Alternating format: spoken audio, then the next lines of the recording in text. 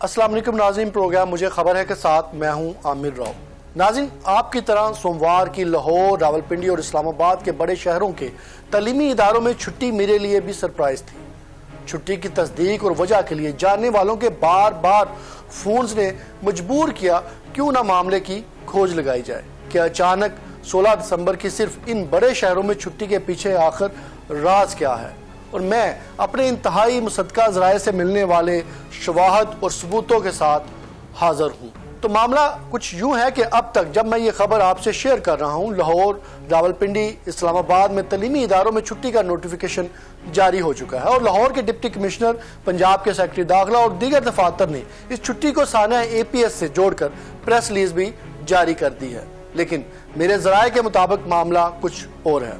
جناب، انتہائی باوثوق ذرائع کے مطابق کالعدم تحریک طالبان پاکستان کے اہم کمانڈر ابو منصور عاصم، اسی تحریک کے 313 خود ساختہ بریگیڈ کے کمانڈر حکیم شہاب اور طالبان کے ایک اور سرکردہ لیڈر شعیب اقبال چیمہ کی زیر قیادت گزشتہ دنوں میں ایک اہم نشست ہوئی، جہاں پاکستان کے امن کو تار تار کرنے کی مذموم سازش بنی گئی۔ مکروہ عزائم کو عملی جامہ پہنانے کے لیے انہوں نے اس میٹنگ میں یہ فیصلہ کیا کہ ریاست کو اس کے دل پر وار کر کے کمزور کیا جائے گا۔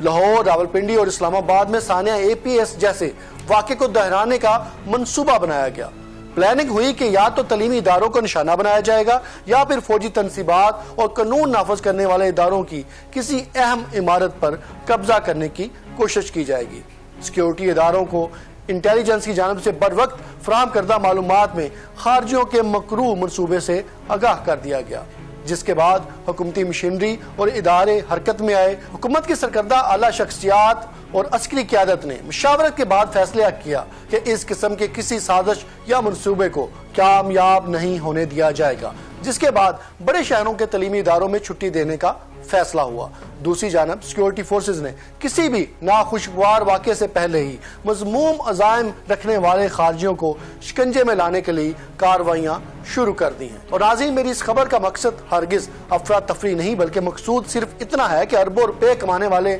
پرائیویٹ ادارے بھی اپنے تئیں سیکیورٹی کے معاملات درست کریں اور عوام الناس محتاط رہیں۔